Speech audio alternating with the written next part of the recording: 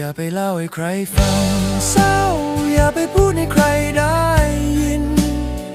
คนเข้าใจเราอาจมีไม่กี่คนในแผ่นดิน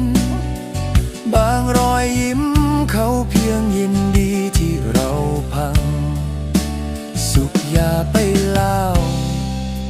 เศร้าอย่าไปพูดเลย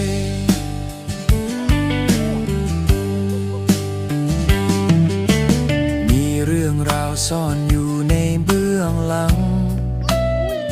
ไม่ใช่ทุกครั้งเปิดใจทุกเรื่องไม่ได้